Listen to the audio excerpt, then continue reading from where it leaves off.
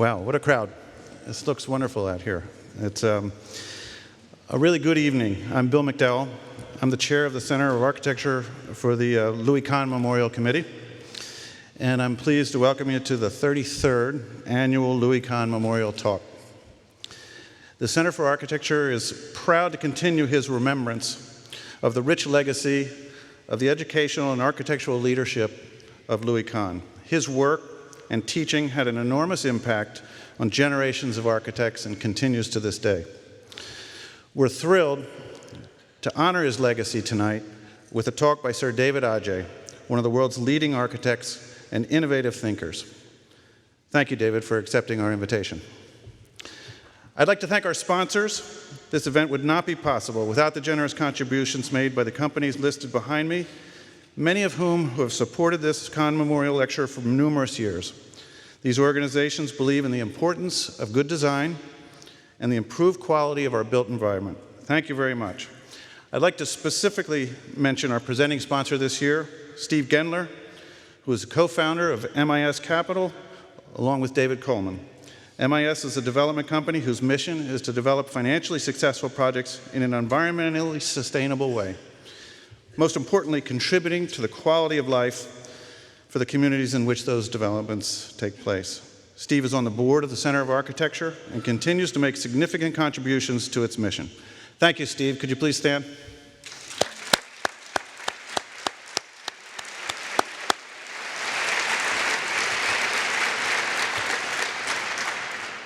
Our SALT level sponsor is Liberty Property Trust, our longest sponsor in the history of this event. And when I say Liberty, I would like to specifically acknowledge John Gattuso, a leading member of Philadelphia's development community. Thank you for your continuing support, John. Our Richards level sponsors,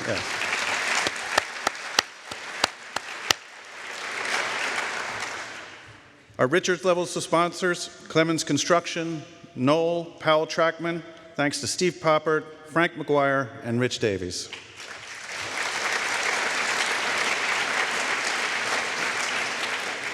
And finally, our Esherick level sponsors, Aileen and Brian Roberts, Langan, L.F. Driscoll, and the Neubauer Family Foundation.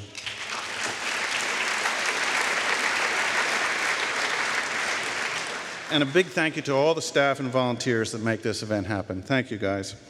This event benefits the Charter High School for Architecture and Design, founded in 1999 as a legacy project of the American Institute of Architects Philadelphia chapter. CHAD is a Philadelphia public charter school that utilizes principles of design thinking to engage students. All students take design classes at every grade level. CHAD encourages creative thinking in core subjects as well as design. CHAD was started by the AIA to introduce awareness of the various design professions at an early age. It also set out to introduce potential career paths to an inner city population that is often unaware of these opportunities in typical public schools. CHAD is one of the city's most unique schools, and today enrolls 600 students from nearly all zip codes in Philadelphia. CHAD offers 4 majors in architecture, fashion design, industrial design, and graphic design. 75% free, an indicator of our poverty rate. 65% of students go on to 4-year colleges, significantly higher than the city average. Students accepted in the design programs at colleges such as RISD, Savannah College of Design, California College of Art, Moore, and Philadelphia University. If I could ask Greg Wright and the students and teachers from CHAD to stand up. Thank you. You're the next generation.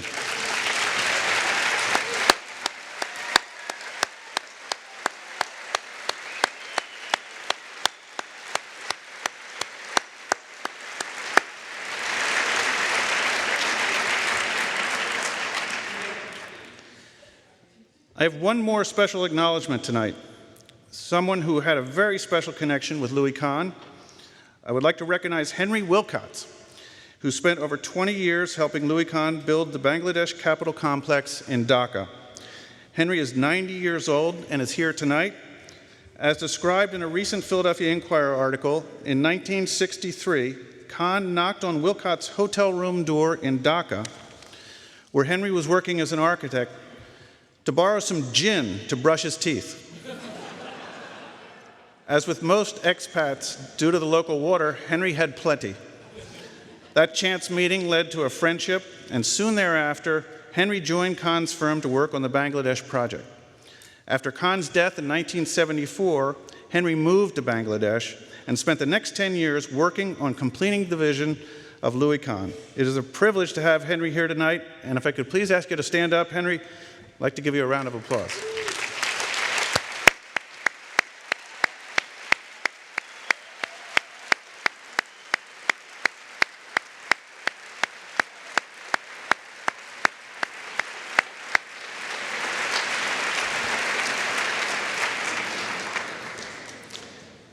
And now, to make the introduction of our honoree tonight, I would like to introduce Laurie Olin. Laurie is an internationally known landscape architect, currently working on the designs of both Google and Apple office complexes, as well as other projects around the world. He's a practitioner, a teacher, a writer, a prolific sketcher, and he has collaborated with our honoree tonight. We are proud to have him come to the stage and make the introduction. Laurie, please come on up. And thank you all very much for coming tonight.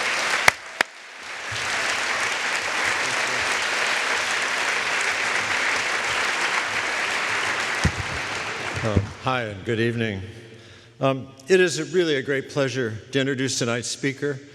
As you know, he's an internationally known and important architect, one appropriately worthy of delivering a presentation that also honors one of Philadelphia's greatest internationally known architects, Louis Kahn.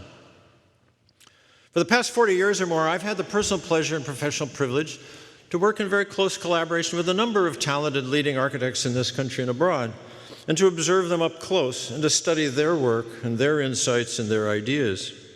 My luck continues in that a couple of years ago, I was fortunate enough to have David Adjaye invite me to join him on a competition.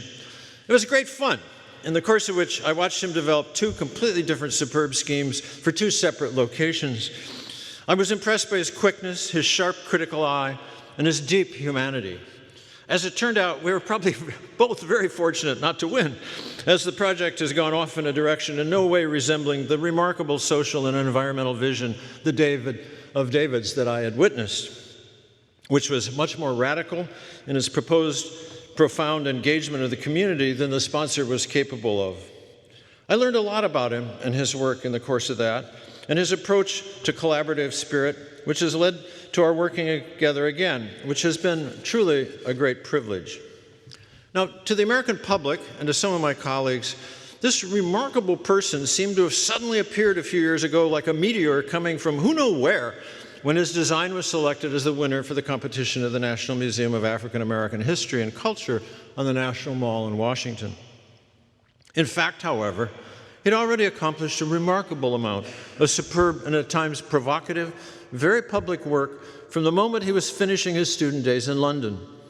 Sir David Adjaye is a citizen of our time and of the world who, although born of Ghanaian parents in Dar es Salaam in Tanzania, had already lived in Tanzania, Egypt, Yemen, and Lebanon by the time he had arrived in London at age 9.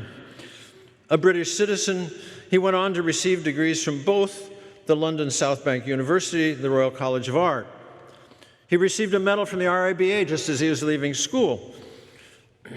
And where am I here? Yes, just as he really, and also he went on to teach again right away at the Royal College of Art and at the AA, his alma, in the Architecture Association on Grosvenor Square. His initial introduction to professional practice found him carefully observing. I think he was very carefully studying the studios of David Chipperfield and Eduardo Sotomayor before he quickly opened his own office and participated in the ferment of London's architectural scene of the 1990s and the early years of this millennia, especially in the East End around the Whitechapel Gallery, the Tate Modern, and the nexus of personalities associated with art, with fashion, with design, and with the media. And he produced a series of projects and houses for prominent artists and designers, a number of which appear in his first book, David Adjaye Houses. I don't know how many of you here were fortunate or able to see the exhibition Making Place, the architecture of David Adjaye at the Art Institute in Chicago 2 years ago. But if so, you would have learned of his remarkable interest in craft, of his interest and personal study, his research and his reflection on materials, often extremely humble and common materials, and in the making of things, of the relationship between simple combinations of elements and shapes, and the resultant structures that can be at once both richly decorative and space-making. Like all real artists, David is seriously interested in form and its potential to provide meaning as well as utility, something we think of when we think of Lou Kahn. There has been in his work a trajectory of formal exploration that is as personal as it appears universal, the sort of journey that we associate with the most reflective of practitioners. Starting in London, David has since produced thoughtful and well-received projects in many parts of the world. From time to time, people ask me, how can you work successfully in different cultures with their different histories, their climate, and ecology? Well, looking at David and his work is to answer that question. Only by navigating between two poles. One is to hold true to deep personal feelings and interests that afford artistic coherence and a point of view, and the other is to embrace an abiding concern for eternal and universal issues that have engaged societies and designers since antiquity. These are things related to light, to shelter, to form, to techniques, and to place. The first building of David's I ever experienced was MCA, the Museum of Contemporary Art in Denver, that he completed 11 years ago. It's a Kunsthal in the best sense, one with an effective and diverse collection of handsomely lit spaces. It's made very simply, but elegantly, of concrete. It's a calm, rather contextual building, taking its place on a street in the downtown of an American city as a good neighbor, only to surprise and delight one immediately upon entering, where it turns out to be much more complex than it's expected, and a superb place to exhibit and experience contemporary art. Here, I felt, was real architecture without an excess machinery or huffing and puffing. His brilliant, and for some in our nation, an appropriately challenging National Museum of African American History and Culture is probably his best-known project.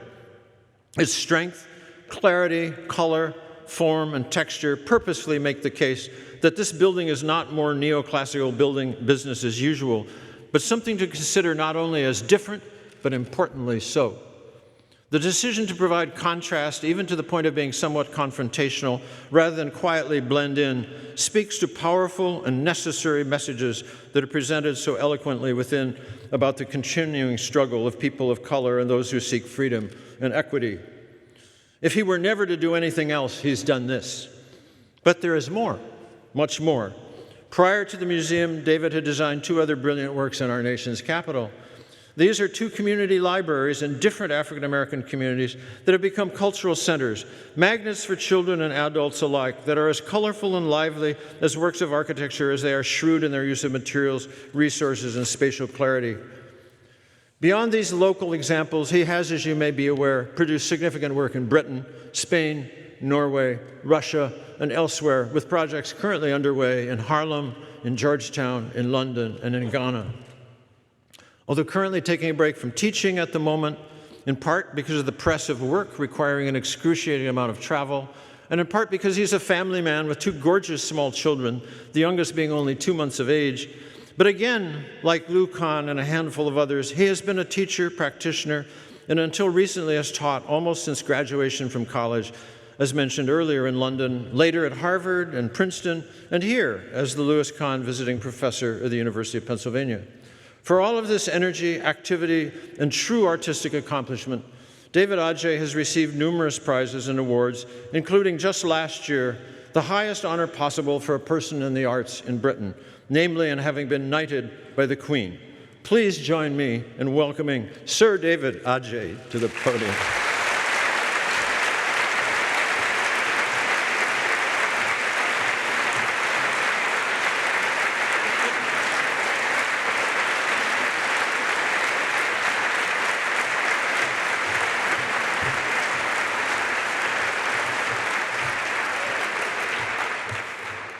Thank you so much for those kind words, Laurie. It's very hard to, I always kind of double take when I hear people talk about me. Forgive me. Thank you for this incredible honor. I mean, Lou Kahn is, for me, one of the kind of giants of the 20th century and really one of the lights that leads us into the 21st century. I think his path and his ability to to synthesize what Laurie said, the kind of eternal components of architecture into different places, has always been a huge inspiration for me. It's wonderful to hear that you, the architect of Dakar's project, I took my students to Dakar, and we climbed all over that building. We went up into the domes, into the roofs, and it was the most moving thing for me and my students, so I'm incredibly honored that you're here. I wanted to talk to you about 5 projects, which are different typologies, some very modest, and then end on the Smithsonian, and to try and maybe chart the way my thinking works and my strategies for different projects in different contexts. I'm going to start with a very small project in Gwangju. Gwangju is in South Korea. And it was a kind of a wonderful invitation to be part of a biennial that happens in that part of the world every 2 years. And Gwangju is extraordinary because it's a city where the biennial creates a relationship with artists. So an architect and an artist join together as a sort of pair, and they are given the city. And the city sort of allows the team to find an opportunity to make something. And there's no brief given. And it's one of those wonderful sort of moments in architecture where you are just allowed to be without the kind of specificity of a brief. And it's a very kind of powerful arena. What happens is that the building is not, you're not even given a specific park to put it in. You can challenge the city to put it almost anywhere you want. And then a budget is found for your project. It has to be some kind of modest project, of course. And then it's built and it's permanent. So the city, for the last, I think 50 years, has accrued an extraordinary body of beautiful pavilions all over its context, which have enriched the quality of the city and its citizens. So my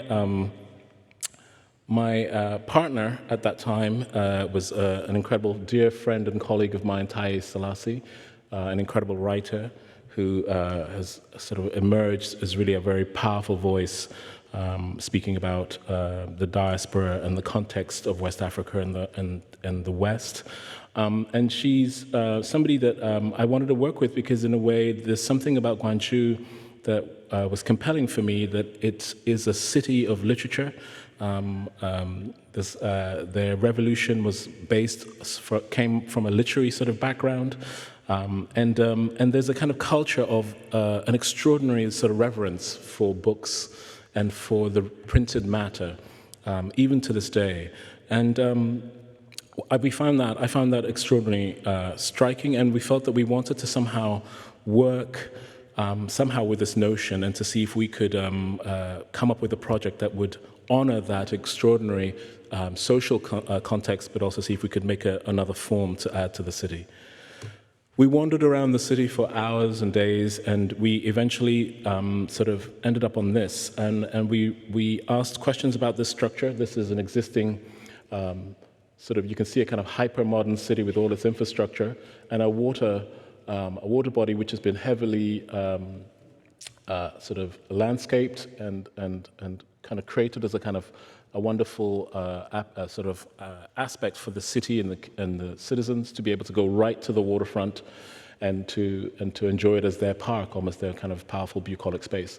And the city creates these extraordinary sort of structures, these sort of precast, concrete, metalwork structures that take you from the upper level of the city down to these water points. And there's a kind of budget for that every time. And then somehow the sort of cultural part of the city also then puts up a pavilion sort of next to these things to kind of create them as a kind of beautiful overlook, sort of reminding people of sort of the paintings in Korea and tea houses, etc. And I was very taken by that in this sort of extraordinary context, and felt with Ty that we would want to see if we could translate, raid this budget, so raid the budget for doing one of these, and see if we could remake it as a new kind of form and move it away from the sort of infrastructure team in the city and see if we could bring architecture to it. We found a site that was due to be built. They'd already put the cultural objects sort of there, but they hadn't built the infrastructure bridge. So we took that budget and proposed what we're calling a library without walls. So we created a form that we felt would basically create a gathering point by this water body that would honor this idea of books, which you find, you go to street benches and you find beautifully folded newspapers and books just laying next to you, and the idea is that you read it and you leave it for somebody else. You don't throw it in the bin. That it's continually cycled. And we felt that we wanted to make this open library a sort of space that would be recognized in this community as a place where you could deposit books. And the initial start for the project was that Adjaye would select 200 books from around the world, including also some from Korea, that would start the library. And we got the local library to be involved in managing the space. It's a sort of Wi-Fi space, and we basically essentially turned the staircase that you need to take down to the waterfront into the library structure. The sketches for it really played with the two kind of fundamentals. One is that the site can flood up to 2 meters in sort of different water tables, so it had to be precast up to that street level, and that was a specific thing. And the upper level form could be whatever we needed it to be, and I chose timber in reference to that idea of that Korean timber pavilion, and to sort of join the two in a sort of union to create a sort of new form that maybe starts to celebrate this new junction that we were trying to make, which was more than just a stair, but a place in this context. A lot of effort was made to kind of create as much of a sort of stage that would kind of face as many directions as possible, and then the structure above it would sort of create the divisions, the walls that would support it. I wanted to do some very simple things. The lower section has sort of cast in it slots for all the books. And it's sort of made as a kind of random landscape. And then the upper level is really a way in which the timber structure is using a very simple technique of repeating a motif, but taking it through a sort of vector, a study, a sort of geometry, whereby you just adjust the length of each piece of timber cut. You don't try and dress it, and you enjoy the imperfection that comes from it. And that creates, I wanted to create in this instance a crossvault, which was a kind of, for me, a form that kind of really points to a kind of a rest point, a stopping point. So the plan really is this form here. The balcony comes above, and you go down the stairs, and you go down in 2 ways, and then these 4 columns with the books in it, and then the timber structure which rises above, and finally completes in this geometry, which is this interlocking system of the roof. This is the building in its context. You can see the waterfront, and that's the building in its context next to this very important housing sort of neighborhood. And, what's kind of amazing is that in this context, this is a Korean bridge, which would never pass any code in any place that we know. But this is actually, people are encouraged to use this. Children, adults, pushing your bike over it, there would be a sort of lawsuit sort of on this. But really, it's sort of, kind of an extraordinary thing, really. Then, in a way, the pavilion really sort of marks this kind of bridge's end and this sort of walking path, and becomes this kind of moment in the fields where it sort of, I stained it with a sort of dark sort of preservative that sort of allows the timber to last for as long as possible, and then stained the concrete with a black stain to sort of unify it, but then to let light sort of reveal its texture and its patina. You can see the old structure there. We kept it. They said, do you want to take it away? And I said, no, I wanted to keep it and have this kind of sort of reference to the 2 systems. And then you can see how this new sort of piloted form comes in. And as I said, this can flood. So this building, in certain kind of conditions, which happen maybe every 50 years or 20 years, will flood. And this form will be sort of submerged temporarily. And then the form of the library, and this is a real photograph where the books are just kept, and it's a sort of Wi-Fi zone. There are talks that happen here, DJs play music here, there are parties that now happen under this form, and it's just this space where this incredible sort of civility about literature and about the idea of sharing was just so powerful to me that I just wanted to create this this architecture for it. So Taye sort of started it with the 200 books, and it's now grown. And the books are still there. The library people sort of keep an eye on it regularly. And these are sort of Instagram photographs of we get pictures from people all the time. What's the wonderful thing about social media? You can sort of keep an eye on your projects without actually going to see them.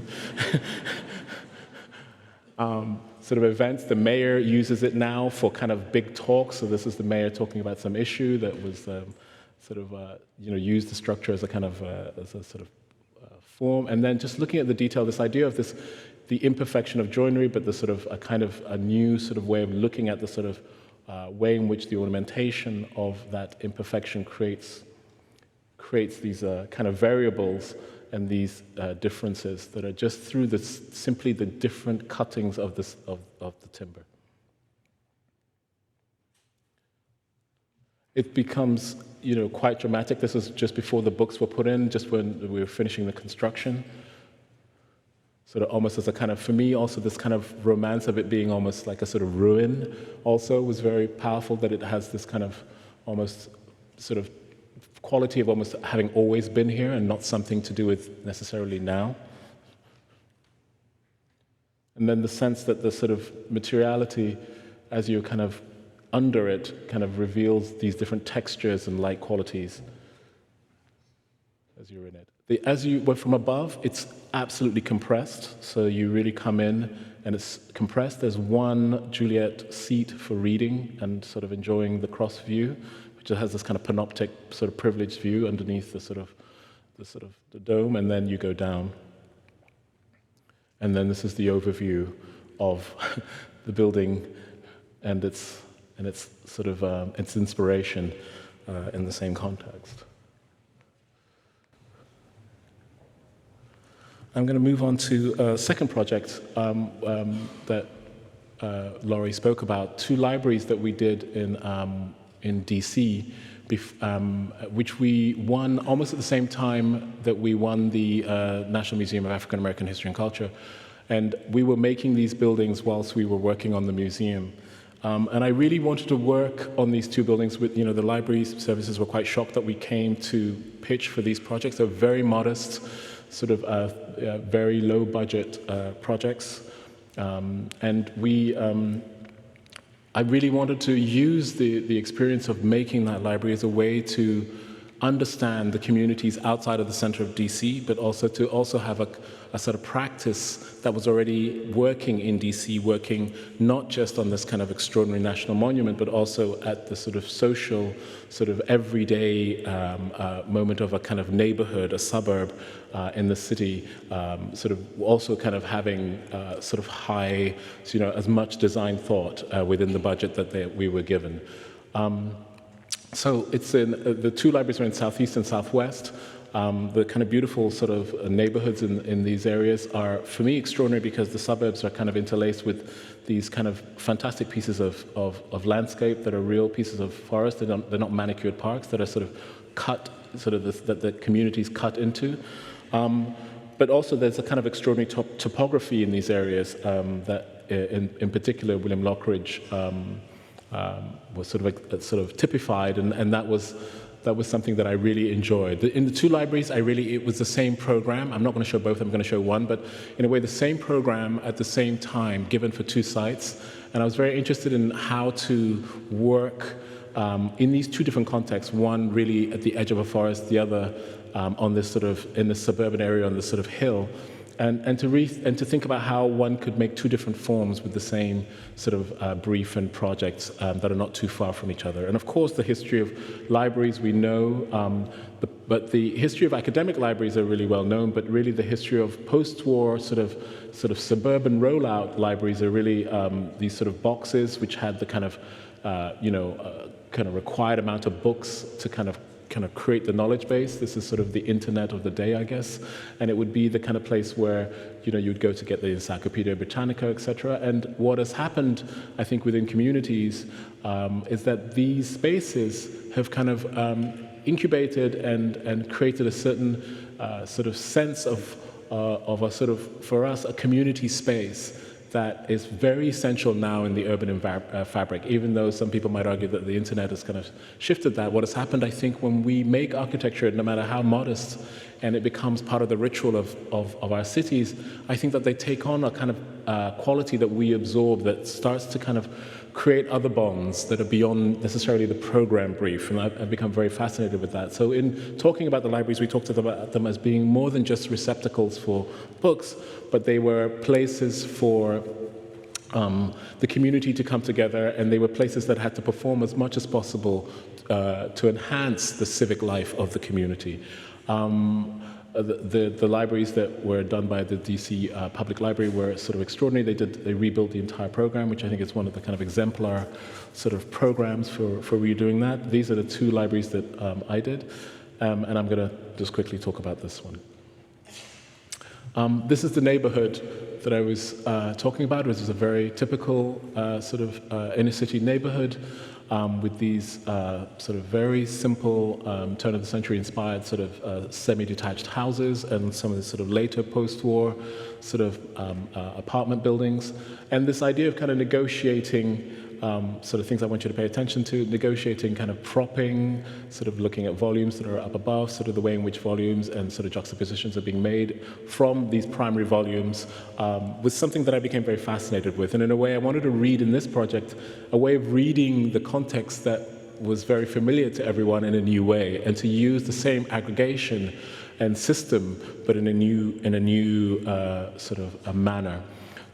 So this is sort of the plan, and the houses that we're talking about are sort of here. This is sort of a retail space, and this is the sort of the buildings with the stilts that I was talking about here. This is the library, and I felt that I wanted to make a sort of an agglomeration building, a building that would agglomerate with almost the same kinds of geometry, but deform. The geometries would deform to kind of deal with different aspects and different views, and each one would have a unique program. So the main body of the library in the center, and then a series of 3 volumes, one for children, one for teenagers, one for adults, would articulate the sort of sense of the building and its relationship to its context. So in a way, sort of instead of having a traditional sense of 4 facades, there are 12 facades essentially, or slightly more, on this building. So this idea of kind of making a multiple set of systems that kind of deals with the kind of the complexity of the site was what was fascinating for me.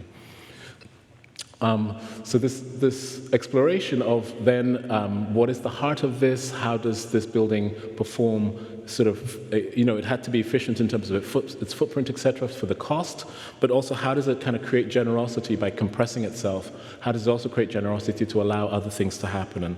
And in a way, some of the kind of explorations were really tested here. So really this idea of compressing very much, but then making these incredible open spaces. This is a southern elevation. So we used 2 pavilions to create a sort of large porte cochere, which is like an auditorium, before you get into the main house of the building, and then really use the sort of back of the building where it's closest to the suburban gardens as a way to create a relationship between the library itself and its context. And then sort of allowed these very special rooms to be made in these pavilions that surround it, which are different to the slab sort of spaces of the main body. So in each sort of sequence, from just entering through to coming into the main hall, through the different floors and its aspects, through to kind of moments in the pavilion, each moment sort of somehow lifting and sort of hopefully edifying the experience of being in this building. And I love sort of this plan, working on this plan for me was about trying to kind of almost dissolve where the building begins and where the sort of street edge sort of ends. So this idea of bringing the pavement right into the site and using the sort of volumes as shading devices, but also devices to announce the entry into the main hall, lecture hall, sort of community meeting room, a giant stair that takes you up, sort of staff behind, up into different sort of spaces. This is a kind of light well that sort of divides a sort of, sorry, this is the ground floor, so just a kind of larger version of that plan.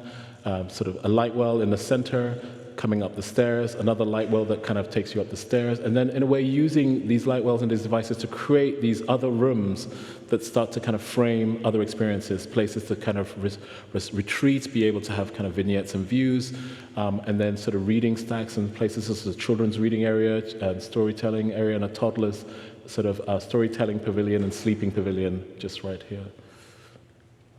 And then as you go up, you come into adult stacks and a teaching, sort of reading hall, which is at the end of this sort of light well, a teenage sort of library, and then a sort of business center, which has meeting rooms and sort of special personal spaces, and a kind of very sort of large bar to look over the context of the city. This is the building in its context. So it's sort of, in a way, this idea of the kind of aggregation of these forms and this sort of informality of the architecture, but sort of elevating it up to this sort of public building.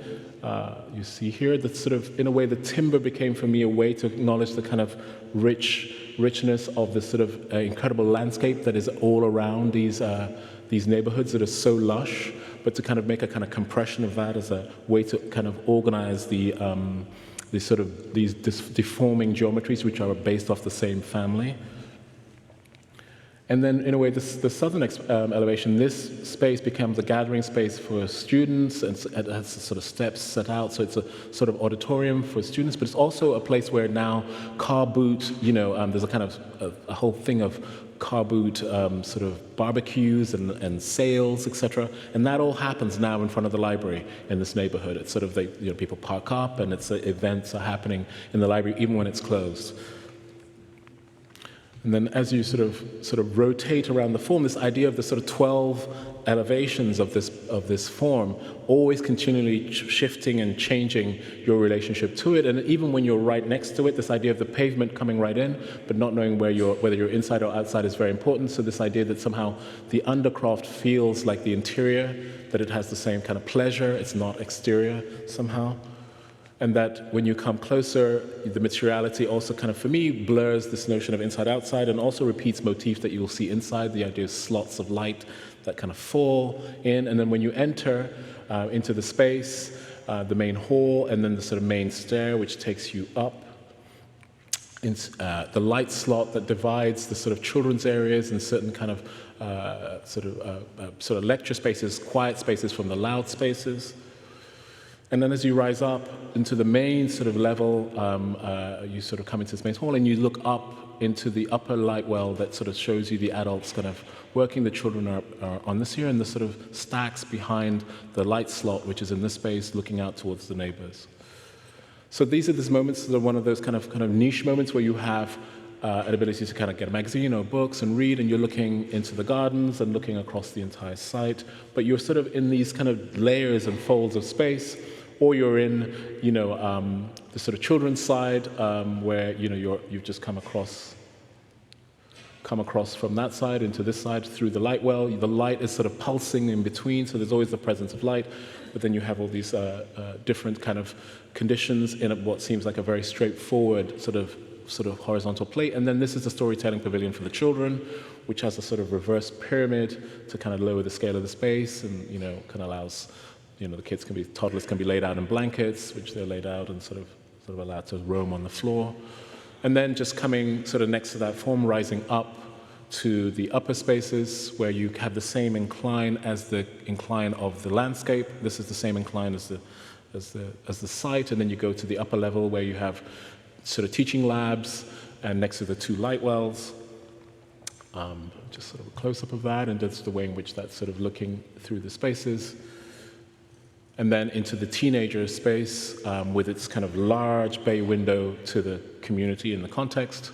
So it has this kind of extraordinary sort of privileged moment where you're in the treetops, sort of, but looking over the community, and then coming through to the adult space, which then has this extraordinary bar for working at, where you can just come and just work and overlook the neighborhood. So in a way, the building is trying to sort of maximize all the kind of informality that happens from the context, but also try to kind of create a sort of moment of small magic out of the sort of modest means that we have. And so this is just rotating around. This is the grand stair that I was just talking about. And then the volumes as they kind of form round. And then the sort of large window with the reading spaces that overlook the sort of gardens to the neighborhoods. So I'm going to move from that to Sugar Hill. Sugar Hill is a project that we did in New York. It's my first big project in New York, and it was very important to me, this competition. It sort of came at the right time. It was the first large project, and it was at a time when a lot of sort of big-name architects were doing very high-end, luxurious housing. This project came along from this incredible community called the Broadway Housing community, and it was for a new housing scheme to deal with the constituents that they have, which are homeless people.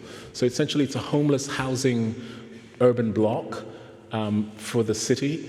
And what was wonderful is that they, as a sort of charity, were able to get a patron to buy an extraordinary site who wanted to be nameless, to buy an extraordinary site on 155th and St. Nicholas Ave in Upper Harlem, and then they were able to amass tax credits and other sort of fundraising strategies to allow us to make this building. It was a competition that we won. And really, for me, what was interesting was that it was really, for me, a way to address the way in which the sort of architecture of the poor, as you know, I mean, Moses was particularly bad in New York, but you know, this idea of a kind of an apartheid architecture where the sort of infrastructure kind of makes the kind of fortress wall and then sort of incubates the community away from the city is a sort of typical apartheid strategy that it's very sad to have seen happen in New York. And in a way, what I loved about this project was this idea that somehow it could, the client, this was for the lowest demographic, you know, the homeless from the streets, but we wanted to have it in the city, and we wanted the building to challenge this idea of poor architecture always being kind of ghettoized and being problematic, but being something that would contribute to that neighborhood and create a new community hub. Again, very low. The budget of the buildings were no more than a little bit over what this architecture kind of allows, but we pushed as much as possible. You know, what was interesting was that in that time, looking at the studies that we were looking at, you know, homelessness was rising, had been rising from 1990 to 2013. It's now stabilizing, but it's actually, you know, New York is not famous for seeing lots of homeless people on the streets, but actually it has a kind of serious problem of homelessness. And it's something that I felt I really wanted to engage with. This is Broadway Housing. Ellen Baxter, an extraordinary visionary who really heads this organization, was moved by this issue, bought buildings with the help of her patrons. One of her first housing sort of buildings for the homeless is here on the west side of the city, right near the river. And this was her first new building, and you know, the ambition was very high to do the best we can within the budget that we could. But also, you know, what we pushed was that we really wanted a project, and our clients were completely aligned with us, that hit the ground and offered something different to the ground, so that the ground was not just housing, but was an activated ground plane to try and create what we were talking about. This is that same area, Harlem. This is sort of New Harlem, and it's sort of amazing that only 150 years ago this was farmlands, and you know, you'd move from the sort of slum and sweat of the city, and this is where you would be just by going uptown. And this is what it is, you know, in the sort of now, just before, and these are images just before we built our building. This is 155th and St. Nicholas Ave, just up here. This is a car park that was on the site that apparently Duke Ellington used to park his car in. We were told, we took it. It was a good story for us. The neighborhood had extraordinary architecture, this sort of extraordinary sort of architecture that somehow, in a way, for me, embedded in it this sort of rich tradition of this area being, for me, bucolic. I mean, it uses a kind of neoclassical, you know, idea, but it's somehow this idea of the flora and fauna of the area is somehow bedded in that architecture. It's incredibly rich sort of pattern, and I sent my team out and we looked at all the kind of, we sort of really mapped the buildings to look at this idea of this architecture that was super dense, having a kind of a sort of Sullivan-esque, you know, light Sullivan-esque kind of patina. And of course, the neighborhoods became very famous for, you know, the sort of Harlem Renaissance that we know sort of really transformed not only America, but also the world out of this kind of a sort of hot pot, sort of ghetto, created this extraordinary explosion of culture and exhaling, and for me. This is the sort of project on its context. This is St. Nicholas Ave, and the site is here. There's a 20-foot grade change between this moment here and here.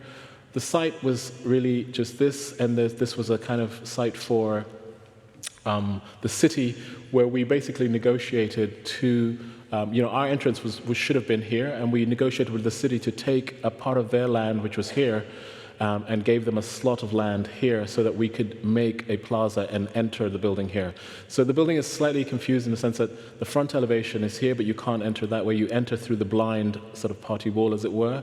But what we gained by that was to make a kind of generous space that allowed the building to sit back and to create a plaza for the community.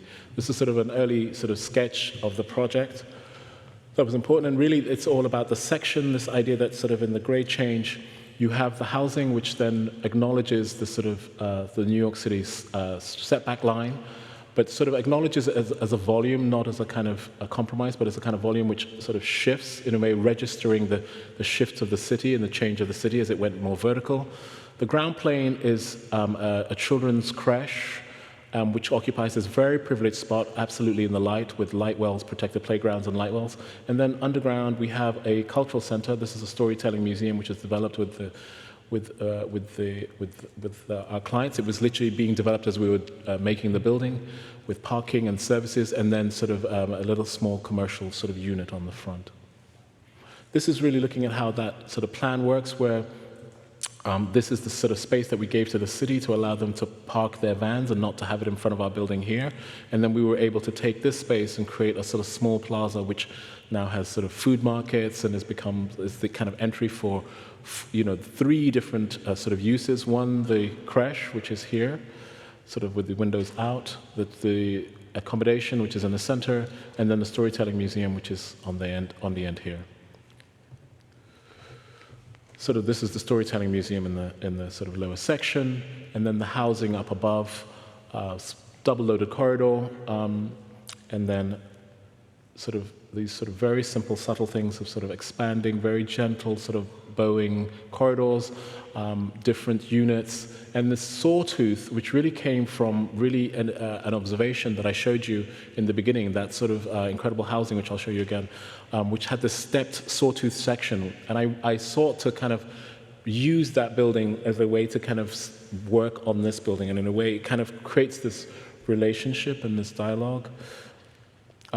This is the sort of grade change that I was talking about. So this is St. Nicholas Ave. This is the elevation that we came in, and this is the grade change where the commercial unit is here, parking is here, and the kindergarten or the creche is here, and then housing, community and offices for the building are here, and eventually these will be urban farms. We managed to get Amanda Burden to give us a zone change so that we can actually have urban farms on the roof of this building.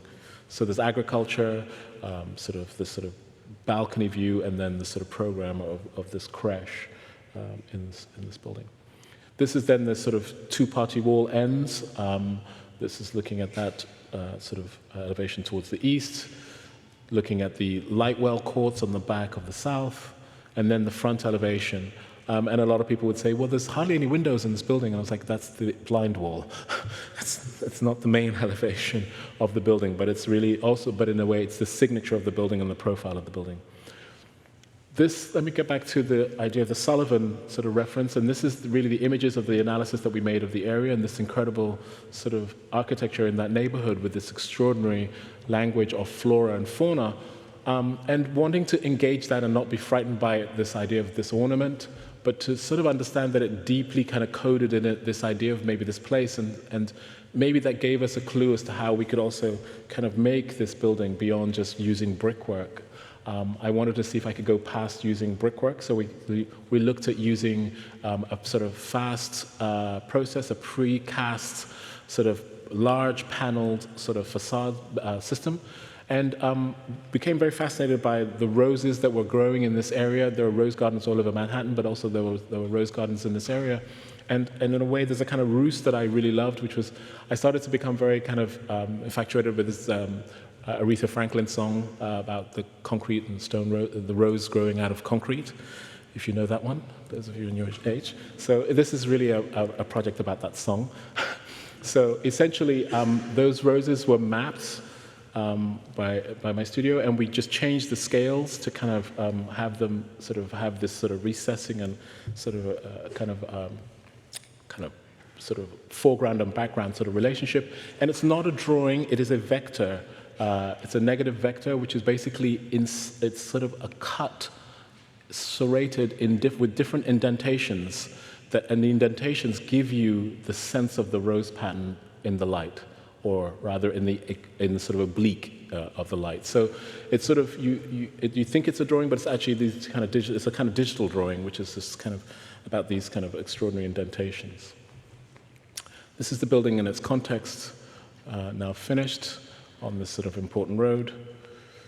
This is the building looking at that sort of first generation of sort of large buildings, and then in a way for me the second generation, not acknowledging the second form of these larger buildings, and now obviously towers. This is the building sort of, and the sort of large balcony for the community, which overlooks the tree line and overlooks the city with the offices and the community rooms. This is the inspiration for the facade. So you see the stepping system, and that's the building. So this form sort of creating this sort of relationship, but not literal idea, and a way for me to break what is essentially, for efficiency, a monolithic block, but one which then can be broken into an idea of the program of this area, which is terracing, but a sort of hyper terrace with an opportunity to always get a corner window for certain units which look down to the East River from every sort of level. And so in the light, you get this kind of moment where you have the sort of pattern sort of occurring, and you can imagine with that sort of budget, trying to just make grills disappear, not have boxes out was everything. You know, that was a big fight. And then just the way in which the light really changes. And because it's an indentation in that way, it's sort of amazing how it works with the light. It's sort of, when the sun is absolutely on it, it disappears. But when you have the inclined shadows, the pattern appears in the most extraordinary way. And it's even more vibrant in the rain. It becomes even more sort of clear. And that's been kind of a wonderful thing to discover. And that's really a close-up of that pattern. So this is really what it is, and this idea of the sort of detail. And then this is that sort of new plaza with the new sort of building on its context. And farmer's market that now kind of is right in front of this building, and the whole neighborhood comes to it to have produce. And then, you know, it's a sort of creche, the sort of drop-off every day for kids to sort of have a space away from the cars, protected. The creche, which we designed with these incredible classrooms, but are elevated so they can't be overlooked by adults, but they can look over the city safely and have lots of light. And we designed all the furniture. We went to Italy to look at the Reggio Emiliano sort of program of teaching sort of children, and the sort of idea of overlook and spaces, you know, making sort of little micro spaces for children to learn how to use the world that we inhabit. Potty training, very important. You know, courtyards for play that are protected and overlooked by staff. And then kind of another courtyard that is for the storytelling museum. The sort of children's courtyards are on the other side, and this is a courtyard for the museum on this side. The museum is entered here, and as you come down, you see this, what I call a light chimney, which basically brings light 40 feet down into the plan. And the idea is that even though you're deep down in the basement, I really have this whole thing about not wanting those spaces to feel like they're just subterranean, especially because there are children there. And this idea that, yes, you go down, you come into this space with sort of teaching sort of arenas and mural walls where an artist a year makes kind of storytelling work, which is up for about a year, and then children's stories are kind of made around it. Round the corner from that, you have these sort of children's windows. Around the corner from that, you have these classrooms that are just behind the main exhibition space. And then a sort of street, which is that light shaft, which is between the exhibition space and the teaching spaces where the light is brought in, and this is the street for the sort of the education spaces and the main exhibition spaces and little booths for kids to be in, and then a sort of stage in that main space, and then a kind of beautiful moment where you have a collection space where we worked with the Studio Museum in Harlem, who we're working with and making their building to bring a collection, parts of their collection permanently on sort of permanent loan for about a year to this museum to allow storytelling to happen around the collection. So it really has kind of evolved into an extraordinary sort of cultural asset for the community, and then up into the residential part of the buildings, into the spaces, and then into the units. The units are very simple with this kind of set of windows, and then the sort of bay window that overlooks the community, the river. And then, we have the whole thing from the sort of what we call the IKEA kit-out sort of moment right through to, the person that wants to be a designer and has made it into a complete sort of experiment for themselves. And we get all these images from the residents, which we love, and we've got them sort of cataloged. And, like a homeless person who finally has like this extraordinary kind of home, and he's an extraordinary, we forget that musicians, there's a jazz foundation, a foundation that looks after jazz artists, and a lot of artists who don't make it and who aren't stars, get sort of left as the new generation come, and they are a large part of the homeless kind of population, and this foundation makes sure that this community is housed and has dignity back again. And it's kind of amazing to have this community in this building and their relationship to the younger generation, and sort of the views from the apartments back to the city. The upper space balcony for the community, which overlooks the East River and the sort of upper Harlem, as it were. And then the sort of backspace, this is the government sort of space that we gave over. This is the building in its context, the light wells, the light shaft form, and then the sort of building in its place. And then the building on the street with the kindergarten, the sort of creche up above, and then the unit just there. So, and then last two. I wanted to tell you about the Studio Museum, which is an exciting project for us, our second big project in Manhattan.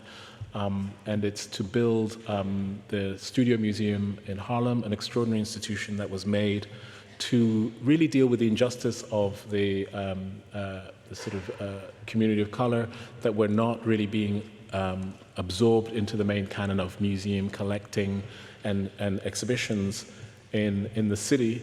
And the Studio Museum was kind of set up to essentially deal with this problem in the sort of just post-war. And its mission was to incubate artists of color and to allow them to have a kind of space to be able to work and to develop their art form, and then to kind of network them to the community of galleries and to try to advocate for them to bring them into collections. And, this is sort of 50, 60 years later. I mean, the extraordinary group of people have passed through here, from David Hammonds, Glenn Ligon, Chris O'Feely, Ndeke Crosby right now. All of these artists, Kehinde Wiley was part of that program. All these artists and much, much more have been through this program and benefited from the support of this program. The institution started in Harlem. This is just looking at those images of Harlem. And its kind of extraordinary spaces. This is the kind of, in a way, Harlem is one of those dense kind of communities, urban areas where really I say that the kind of the pattern of public life is articulated through, theaters, extraordinary kind of provision of public halls, churches and mosques, which are sort of in great number, informal and formal, and then of course the kind of relentless architecture of the sort of terraces which define the streets. There aren't really many parks, very, very few pocket parks, but it's really, the public life for me is sort of oscillated between the street life, which is about, car infrastructure, but then the stoops, which are inhabited by the community, very much as the kind of public space, and these institutions. And in a way, the building that we're developing for the Studio Museum is a reflection on that. The Studio Museum started as one of those sort of, this is the first picture when they first opened. These are the founding members of that kind of organization, and it was a shop that started it with the studios sort of up above. This is sort of looking at Harlem at that time. And this is the Studio Museum now. They then were given this bank building, which then was kind of changed and been retrofitted in sort of drip fashion. and never been good enough, really, and it's continually failed. And it's amazing the institution's reputation and the infrastructure kind of are completely mismatched. And so in a way, we're so kind of happy that they are finally going to get a worthy home. The building is on 125th, which is this big avenue here, and it's a through block to 124th. 124th is very much a residential street. This is the big commercial street of Harlem. The Apollo is just down here. And the building really is a kind of, for me, a meditation on those three things that I talked about. This idea of the spectacle of the theater, the sort of extraordinary soaring quality of the spiritual spaces, the churches and mosques, and the kind of relentless nature of the terrace and its kind of edicular profiling that creates this system. And in a way, the architecture is a kind of an agglomeration, a hybrid of that. This is the kind of cross-section of the new institution where on 125th, we create a reverse stoop where the entire foyer becomes a performance space for the street, so that this enclosure opens and that the entire foyer is really kind of becomes a space where anybody can actually watch a performance in the section. And then you can come into a sort of Juliet balcony sort of lobby where you then sort of invited up a very grand stair, a sort of almost, it's like 15-foot wide sort of a stair, which in each section, which has these sort of Juliet moments, that is really the main sort of device to rise up into a series of galleries and spaces until you land on the roof and you get these fantastic views north and south. In the core of the sort of presentation to 125th, you have education with sort of this low window for children to look at the street, and then these new studios for the artists that are in residence that are registered very much in the facade, and then they sort of have a space where they meet sort of on the facade. This is really just to quickly take you through the plan. I'm not going to go through it in detail, but it's just basically this through block with a bar core which divides major spaces and minor spaces essentially, and then the circulation wraps around that. This is the final proposition that we're going to build. So this is the idea of the kind of performance entrance that can be, it has a kind of motorized curtain that can kind of enclose it, so it can be private, but it's always generally open, and it also acts as a gathering space for students, etc., a shop. Each sort of moment we got our variance from the city to be able to project over the sort of pavement line, because this is a cultural building and we wanted to be able to kind of offer what we're calling sort of modern ediculars, where art can be placed or programmed on sort of a lot of the surfaces of the spaces. The education space, the artist studio are sort of met in this third large window, which is a kind of meeting teaching room, where the sort of the heart of the building is really expressed in the center. So sort of exhibition spaces and upper terraces up above, and then entrance and foyer systems below. This is that moment where the sort of form dissolves and comes down. The building is made out of a terrazzo with a black marble ground into it and polished. So when it's inside the frame, it's polished, and the outside are sort of rough, sort of shot blasted sort of exteriors. And then the sort of forms kind of dissolve and then kind of creates the entry for you in. This is that moment from the street where you look down into this sort of timber-lined sort of chamber where you can have performance. When you come through the sort of monumental stair, which you're encouraged to use. So we actually tuck the elevators away around the corner. We're sort of reversing the thing where it's very easily accessible, but you're really encouraged to walk up and down. And this idea of a ladder to light that sort of goes up and down through the sort of knowledge, this structure of knowledge that you sort of rise up and down in and can wait. There are benches to sit at, and you can sort of wait on each point. And it's the idea that it becomes almost like a sort of stoop again, a sort of the architectural stoop of the neighborhood, but sort of extruded. And we're working with Fiasta Gates, who's going to reconstitute the old building into an extraordinary wall work. These are going to be fragments of the old building which will be bedded into this kind of ascension on the plan. And then on that stair, the kind of views you get back out to the street and the sort of auditorium.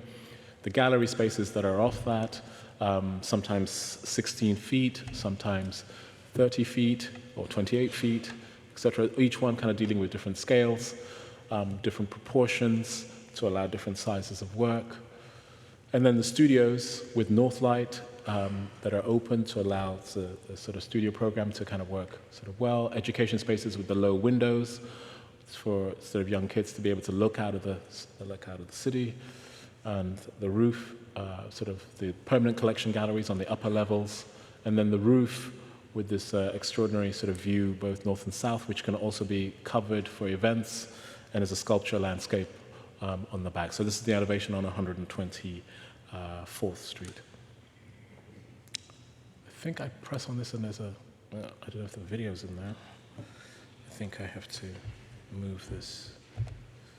I think the video is not in there. Yep. Okay, there was a video, but I think it's not been lined up. Last, I'm going to talk about the Smithsonian. The Smithsonian, as you know, is the project was a competition in 2009 to build on the last remaining site on the Washington Mall. The project was to create the museum dedicated to the dedicated to this new institution, the National Museum of African American History and Culture, and it really is at the end of a 200-year master plan that has seen a collection of buildings, both sort of turn of the century right through to the sort of late 20th century. I.M. Pei, Gordon Bunshaft's Hirshhorn, Air and Space by SOM,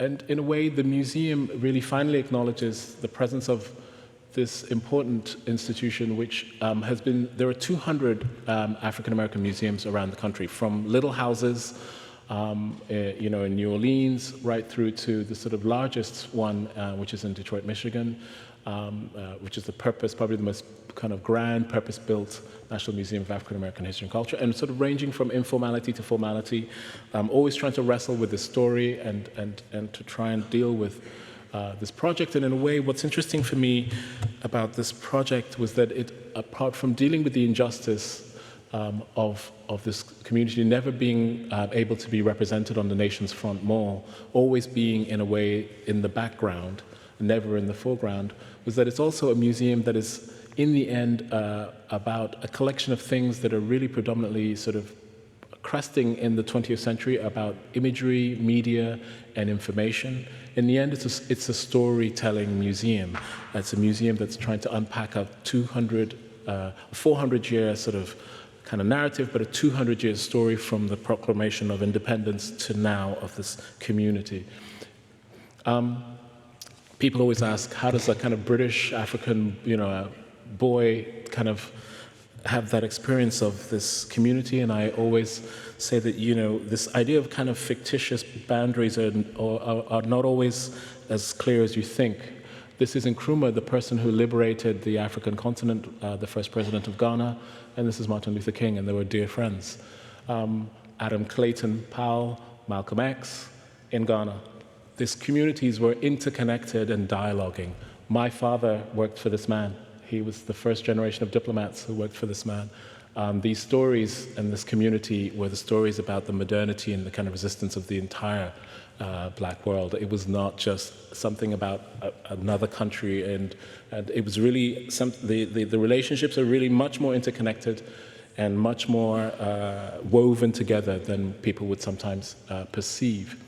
This idea of the narrative of the Storytelling Museum also is that essentially the institution's objects, some of them are incredibly important and powerful, but they're not in that traditional museum sense of rare objects. They are objects with the kind of provenance of emotional power, of the emotional power of history, sort of applied to them, whether they are shackles or the first voting slip of, a person of color being able to finally vote, and their grandmother, at this moment, the grandmother holding onto that slip and giving that to the museum. So the range of objects are extraordinary, but also, in a way, the museum, when it started, only had, I think, 3,000 or 4,000 objects, sort of through the extension of its relationship with the Smithsonian, and it now has well over 30,000 objects. And those objects have come from a kind of outreach to the community who have kept incredible things and brought them to the museum. So the museum is a kind of new way of sort of creating a relationship with community and making visible a community that was basically invisible through the kind of bringing in of them into the story directly. I also love to show this Du Bois sort of plan of the slave trade. This is a sort of map of the sort of slave trade over 400 years, and really the kind of, you get the sense of the power of the extraction, which really happened in West and Central Africa, and really predominantly went to South America, then the Caribbean, and in the end, 400,000 to America. So the entire sort of community of nearly 35 million African Americans are descended from that 400,000 that landed at the end of the slave trade, which is also something that people don't fully acknowledge and understand. And that entire community we know comes from this, and it's really, we know this because it was trade. We don't know the names of the slaves or their original names, but we know the numbers because it was trade, and trade was very valuable, so it was audited and absolutely empirical. So this information is very clear and not something to be contested. It's not conjecture. In this idea of making the museum, I felt that this idea of the story and unpacking what you think you know and what you don't know was very important. And it seemed like in making a narrative museum, which was not about making a palace or a building as a container or objects, I wanted to see if there's a way in which the very form of the building could speak directly to the story, so that immediately upon seeing the building, you are in the museum. So from the outside, you're already in the museum. The building is, it's not a project where you're sort of waiting to go into, but every day you pass it, you've actually visited the museum. And one of the thinking about, the sort of thought about that was to really see if one could make a fiction. And the fiction was, what would happen if the 400-year sort of slave trade did not happen? And what happened if architecture had just sort of developed without that, from that sort of incredible moment of abstraction in Africa, where the sort of arts of that period moved from figuration to extraordinary abstraction. So those of you who know your African art, sometimes it's referred to as primitive. I find that deeply offensive. This moment of the kind of transition from sort of figural work that you see in Benin, etc. If you're going to say anything was primitive, you can look at the work from Nigeria from 3,000 years ago, which is clay ceramic pieces for funerary objects, which are extraordinarily figurative. But in the 15th century, you get this kind of extraordinary abstraction, which is the beginning of a kind of transition when the continent is divided into about 6 empires. So, and under this, the Yoruba are probably the kind of high point craftsmen living in the forest, river delta, and they are the woodsmiths who create this abstraction, which then really, I think, for me, sort of really, it gets changed and mimicked throughout the different groups. So to sort of conceptualize it as kind of disparate tribes sitting alone is to really misunderstand that time. It was a series of empires communicating, but with a kind of a sort of West African empire that was really at the high point of its power, which was what we now call modern-day Nigeria. Something like this, which is a caryatid carved by master craftsmen, shrine craftsmen, who have sort of venerated sort of people who had a secret knowledge about this geometry and its meaning for creating narratives about kings, or sort of warnings about, you know, dangers, etc., or parables about stories. These people would carve these extraordinary caryatids for the inner sanctums of shrines. And the shrine would be the most holy sort of object, and anybody from that time would know about this. You wouldn't be able to visit it as a normal person, but you would know about it.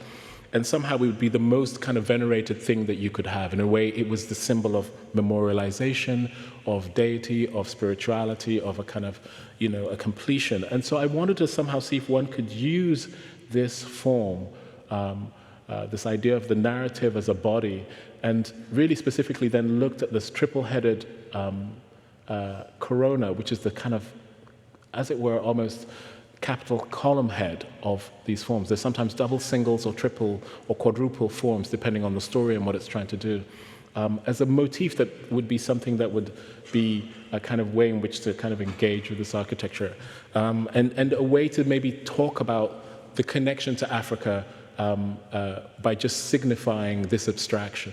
And then, to not be literal about it, I wanted to also understand that this is a story about a hybridity which happens through slavery, and that slavery is predominantly about labor, and that this West African community, who are incredible metalsmithers and woodworkers, also build America and also build a lot of the kind of architecture as well as the kind of agriculture of America.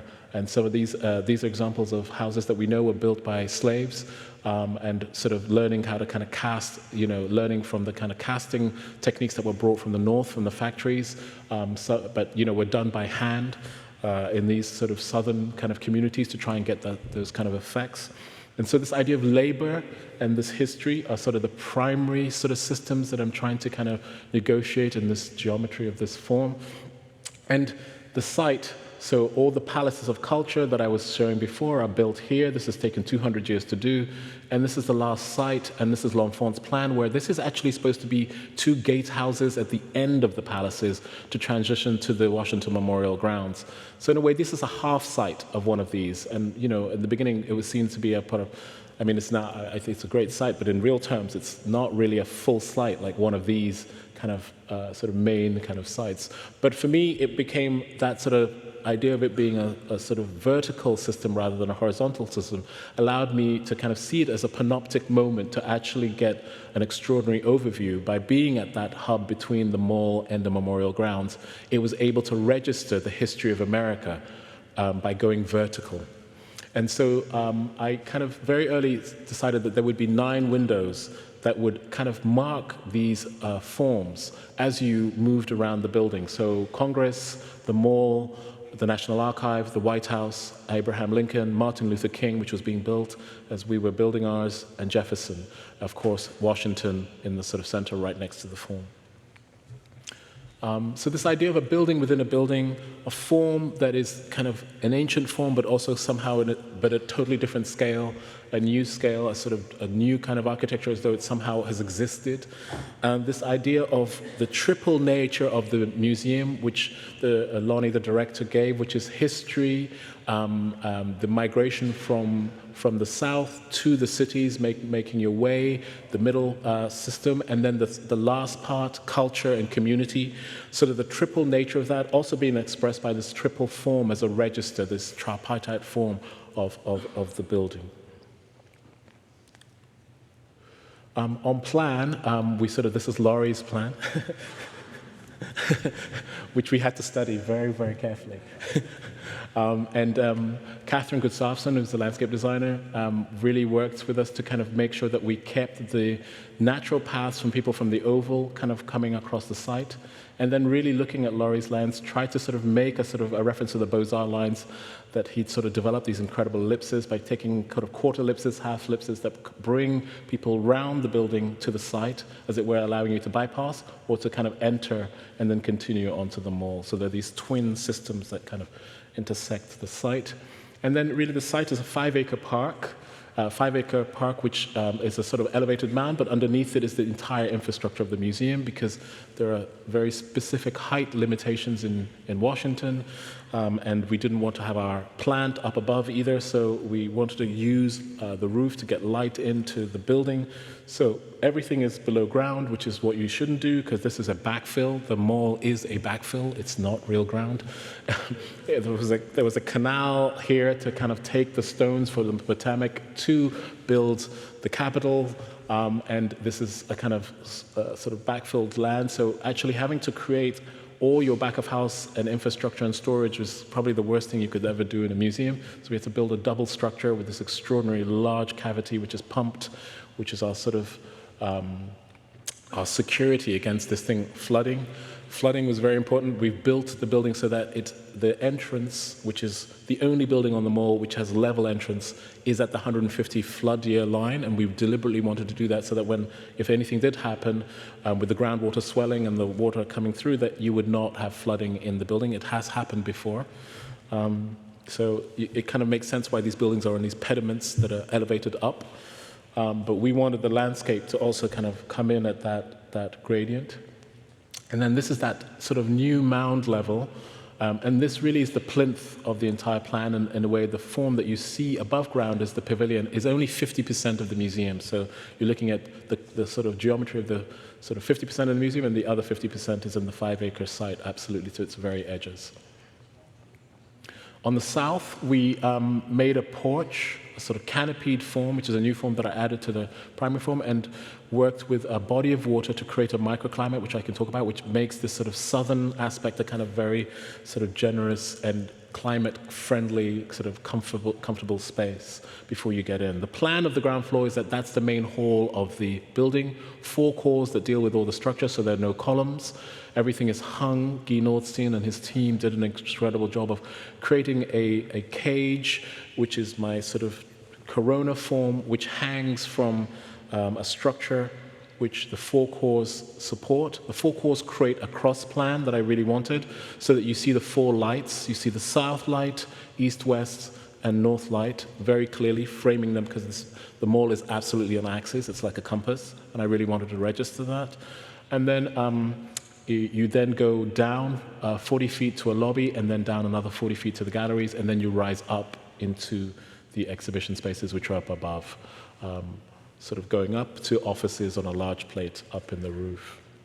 This is the section, so you see this is the 80 feet sort of excavation down in the ground, and then this is the upper level above ground. And you can see the height line, that it matches the sort of height lines of Washington and the relationship to the monument right here. This is the cross section, so this is the south with its porch, and the north, which has its own entrance, and this is the history galleries, 80 feet down in the ground. This is the 40-foot level that brings you in.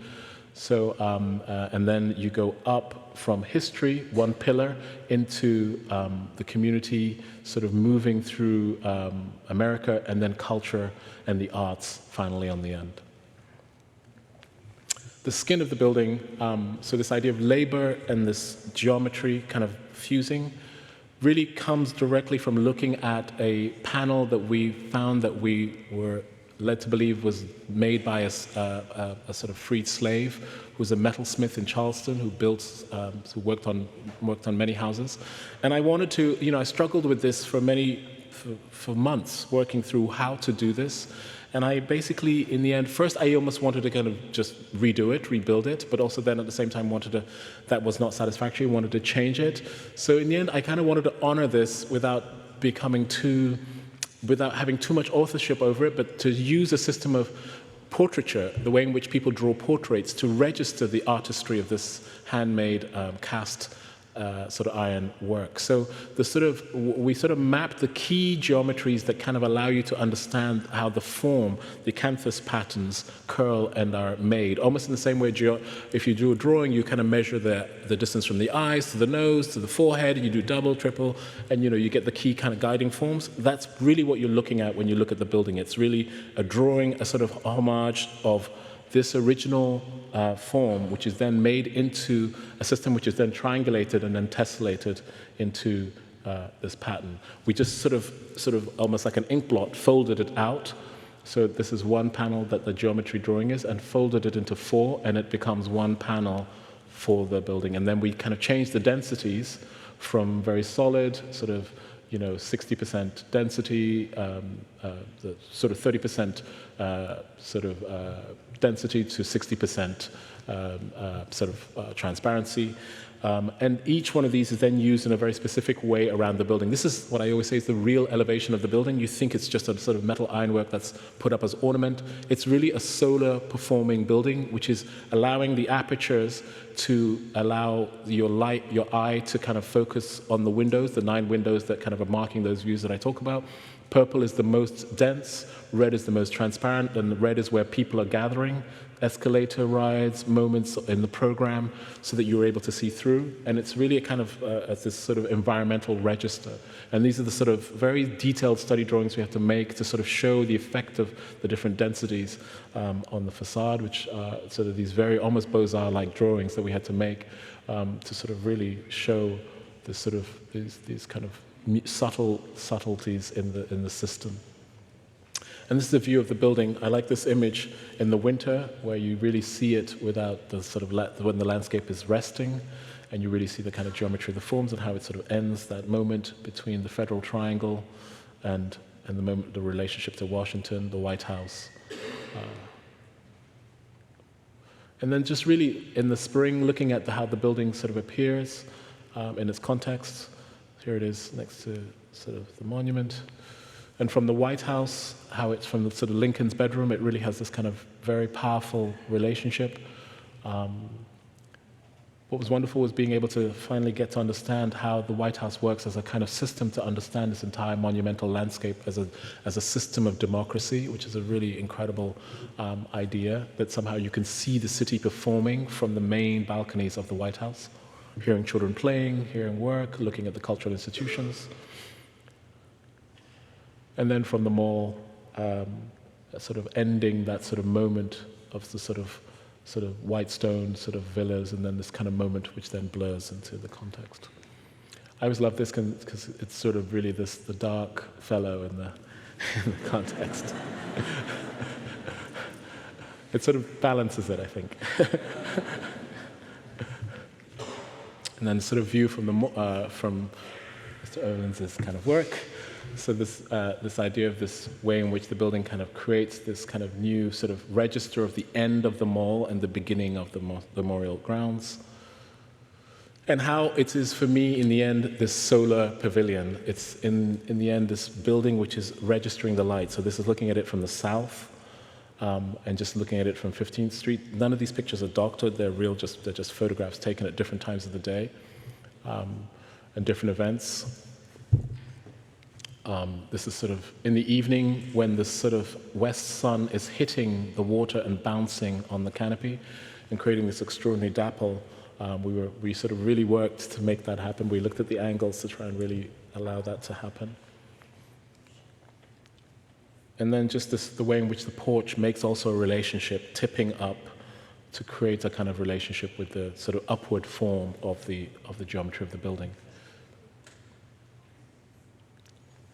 And this is a real picture as well in the light, so in the south. So just looking at that kind of way in which it somehow looks as though it's alive and it's inflamed. We made sure that the casting of the material really insisted was not going to be a sheet, that it's a sand cast aluminium panel with a bronze coating. So it really almost literally honors that process from 200 years ago, but in our modern time. And then the way in which the water kind of creates these beautiful effects. The temperature in the outside sun between here and here can be as much as 7 to 8 degrees from the outside sun using evaporative cooling with this and this. So we kind of made this gap at the back. Architecturally, I wanted it, but also for me, this idea of the sort of stack effects happening here had a release at the back of the building, so that the building, this idea of the water climate happening, but also the kind of heat buildup is then allowed to kind of percolate up behind. And this is like one of the most popular spots when it's really hot, like today. You see thousands of people underneath the porch before making the brave run to the Washington Memorial grounds. I always say this is your last post before no return. And then when you enter the building, you really understand how the skin works, that what you think is opaque is actually flooded with light. It's a glazed building with the museum inside it, and these lenses, these windows that face these particular views are these apertures that come out to frame these views that I was talking about. And really, it's a sort of building within a building, and there's no sort of central atrium. The cavity in its different dimensions is the kind of way in which you understand and register the building. So these are some images from the lobby, just looking at the different effects of the lights that I really was talking about, this idea of the space in the center and the way in which it registers east-west light, and people find their own spots in it. And for me, that was really important, that this almost like a square, this room at the beginning is like a square that you can come into, and it's a free space that you can come into and just spend time in. And, you know, dramatic when the sort of, the colors change. Then you can get a ticket and go up, or you can go down as the kind of way we would like you to do it, which is to take the escalator down. There's a kind of monumental stair that I made, which is just a journey that takes you through this soft coil.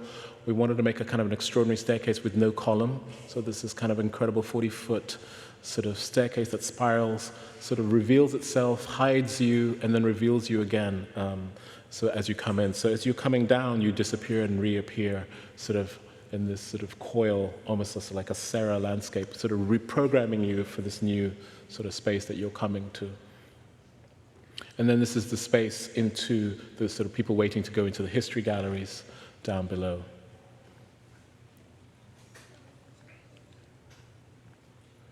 And then in the history galleries, you come into a slow elevator. This is Applebaum's work to kind of create Ralph Applebaum's is the sort of work that was on the exhibit design with the curators, and we were the architects coordinating the kind of overall sort of way in which you kind of worked with the narrative. You go down into very compressed spaces. You start sort of 400 years as the slave trade starts, but really you move through, and this is the beginning of the exhibition where you come into the main hall, which is this sort of 75-foot sort of incredible chamber, and you start with Jefferson and the paradox of Jefferson with his slaves, but this person who writes this incredible document, which is the beginning of this incredible country. And what's amazing for me is that in this museum, which I think is something that was learned from understanding that one can't make experiences from this history just through sort of Madame Tussauds waxworks or through kind of dummies, that actually that is somehow to miss the power of those, and that everything in here is a real object, and when it's not, it's neutralized. It's not made literal, it's neutralized as a sort of, so it's very clear that it's just a representation and it's not in a way trying to kind of fool you. And everything that is real, that looks real, is real. That is a real train that we had to bring in before we sealed the building. It's one of the segregation Pullman trains that was given to the museum as we were building it. So it had to come in before the ceiling went in. And that was amazing that was done. This is the amount of cotton that a slave would pick in a day. This is the Louisiana Guard Tower. It's extraordinary in this place. The sort of engagement rings of slaves, the slave cabins. This is a real slave cabin that was brought from the South and reconstructed in the museum. So in a way, what is also predicated on this narrative is that somehow the provenance of the objects impacts you emotionally when you know that it's real. When you go in front of Emmett Till's coffin, which, we're not allowed to take photographs out of respect for the family, but if you go into that room, which is on this level, you are there with that coffin that this boy with his brutally mutilated face sort of was kind of in. And this, I always have a tear in my eye every time I'm in that room. It's just, you can't help but feel something with the provenance of these real objects. You rise 3 tiers in this history gallery, which takes you through the sort of the story in a way. It's a kind of summary story from independence, from the agrarian South, the migration to the cities, and then culture and now. And you're looking at different architectures. This is a slave's house. This is a free slave's kind of sort of beginnings of architecture, this sort of mud and timber architecture where clay or mud is rammed between the timber planks. The migration to the cities and the beginning of the civil rights movement and the sort of post-war era of America. And always history is not, you're not in a narrative where you can't go back, which is sometimes the way in which narrative museums work, and this is a conscious effort to counter that, so you're able to overlook the layers of history and to see people engaging with history, which is an important postmodern idea that we are now able to kind of think like that. We don't need to be in a didactic which is singular. That was something very powerful that I was really happy that the curatorial team and the museum sort of made happen. And then, everything from, this is a real Tuskegee training plane that is hung sort of at that end sequence, the sort of middle sequence, and then the sort of last sequence where you're looking at, this is a kind of incredible spot where you see the inauguration of Obama at this sort of moment, to sort of just kind of make a prelude. It's not an end, but it's a way to kind of make an end to this journey. At this moment, a lot of people are quite traumatized after that journey. It's a kind of deep, steep, thick piece of learning, and I wanted to basically have a kind of room where one would be able to have a kind of reflection with Lonnie Bunch, the director. We talked about this idea of having a material, an element that would define the community, and for me, immediately, water was it. Water is the material that the Middle Passage is all about. Water is the material of nurturing the land to make agriculture. Water is the material to use to make architecture and form, and in a way, I wanted to make a room that would be a sort of special respite that you would have to kind of discover, move through. It's sort of surrounded by the Zimbabwe stone, this kind of incredible African stone that you come around, and you go into a chamber which is a bronze room, and bronze from West Africa is very important. Bronze is the metal of the metalsmiths of West Africa, the sort of ancestors of this community. So you're in this bronze room, and then you have, it's a kind of 28-foot room with an oculux, which is on the north side, and there's this kind of incredible fountain of water, which is just gushing, and it's incredibly loud. And it's basically, in a way, also inspired by Martin Luther King's incredible words about being determined to work and fight until justice runs down like water and righteousness like a mighty stream. So in a way, it's a kind of manifestation of this, all these issues coming together, sort of the past and the present. And it's also then sort of in this oculux of light, which is a register on the north, which I'll talk about in a second. And it becomes a space just to be silent after reflecting on this history before rising up into the building. This is that oculux on the north side, and you don't see the people down below because the section we developed it, so we wanted it to be so deep so that you couldn't peer down onto that sort of very quiet moment with people, but you would see water gushing around the perimeter and pouring down into the space. We found out that actually the site also was a slave market at some point, which was for me kind of eerie because in a way in this geometry, it's sort of, there's a kind of sense of almost a slave pedestal, but for me, this idea of lifting it in light and water, sort of liberating it from that sort of past was also part of the kind of narrative of what this form is trying to do as this place on this north side. So what you think you know and what actually is happening. And so this is that moment in the night where you see that water rushing in and it's illuminated. And then in the sort of space, there are auditorium spaces which play with the facade, kind of making another plaza inside the building, which is the sort of auditorium.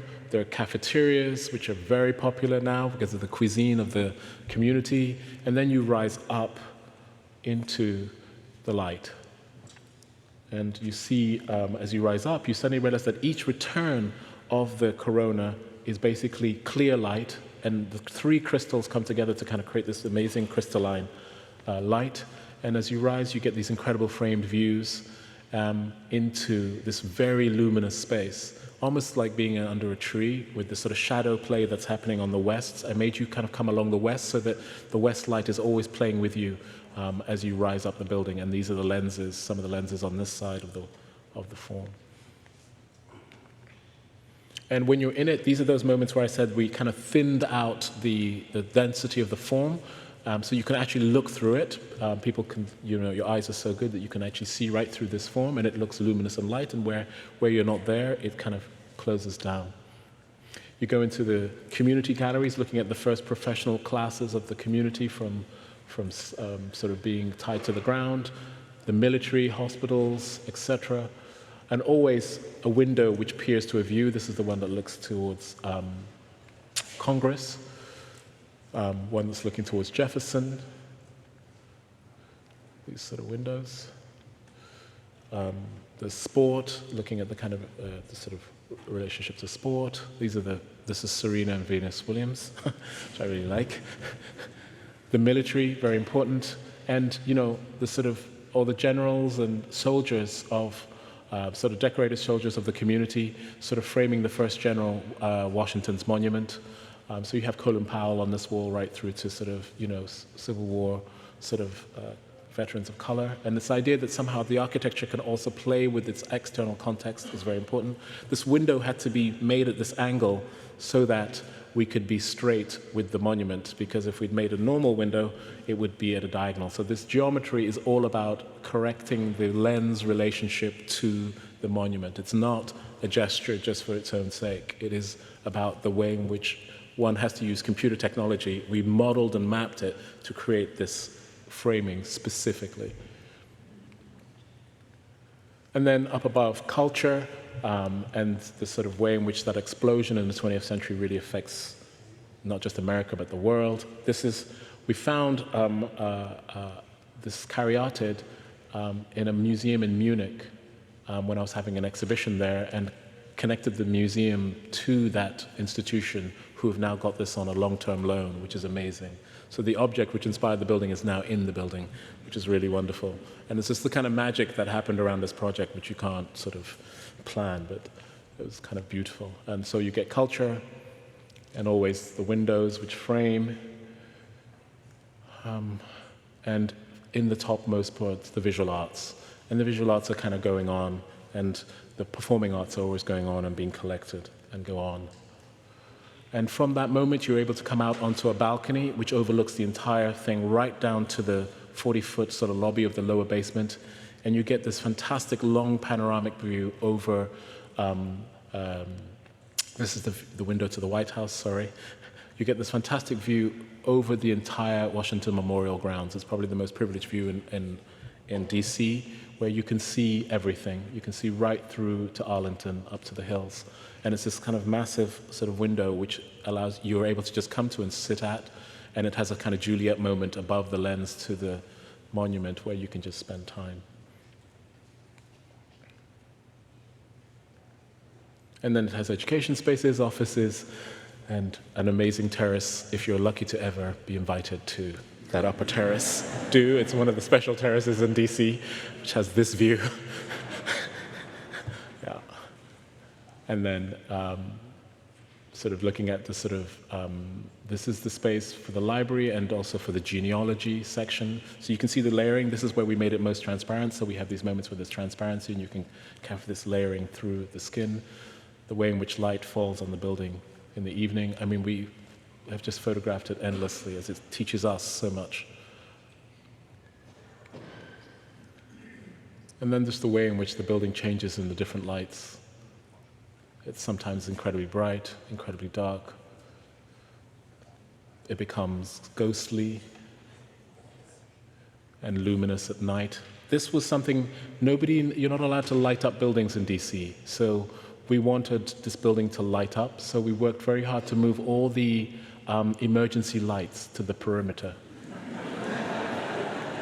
And that's basically the emergency lighting system, which is always on, so the building is always luminous. And so that was how you got around that rule. And that's the building in its context. And also, obviously, this form is the same angle as Washington's pyramid. It's the same 17 degrees. And so in a way, the building seems like it's not part of the context, but it's also very much part of the context. And you see how it sort of plays with it as you move around it in the night and in the day. Thank you very much.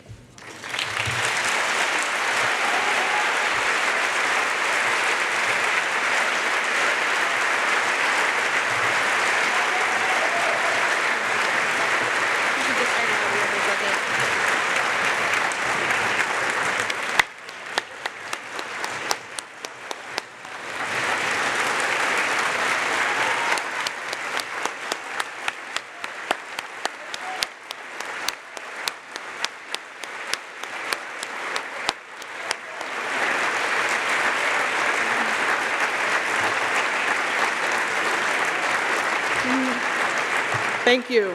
Thank you, everyone. Thank you, David. That was really moving, inspiring, and I'm thrilled to have you here tonight. If you will indulge me for just a moment, my name is Rebecca Johnson. I'm Executive Director of the Center for Architecture and Design in AIA Philadelphia. And tonight is one of our signature events of the year here at the center. And the Louis Kahn Award is a special time that we bring someone here to talk and inspire us. I mean, it's really part of the center's mission to really engage the public, talk about architecture, get people excited, and it's a long-time commitment of our chapter and our community to the Charter High School of Architecture and Design. So I thank you all for being here tonight. It is a really important event for us.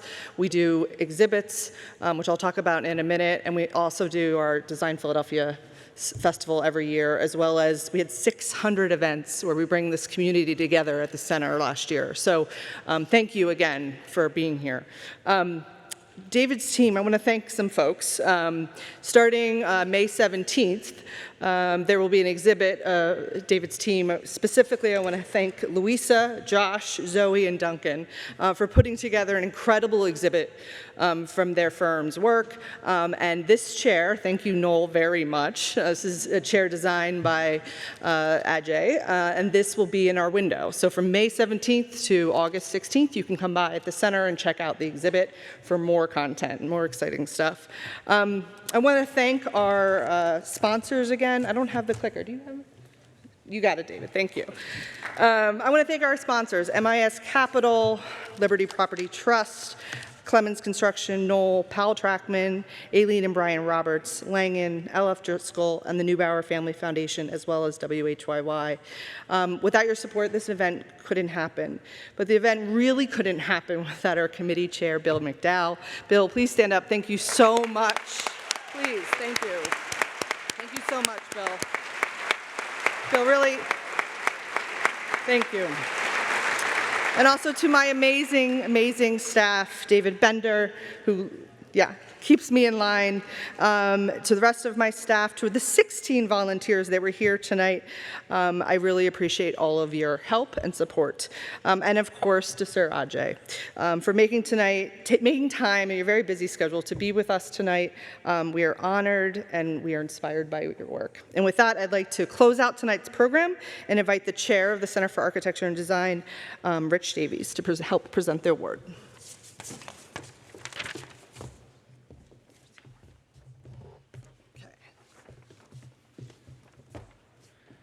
Well, it is my great privilege and pleasure to present to you on behalf of the Center for Architecture the 2018 Louis I. Kahn Memorial Award to honor your extraordinary work and the extraordinary thought and culturally and contextually sensitive creation of materials, form, and spaces that have, I'm sure, enriched the lives of people who encounter them. Again, it's a great honor for me to present this to you. Congratulations, Sir David.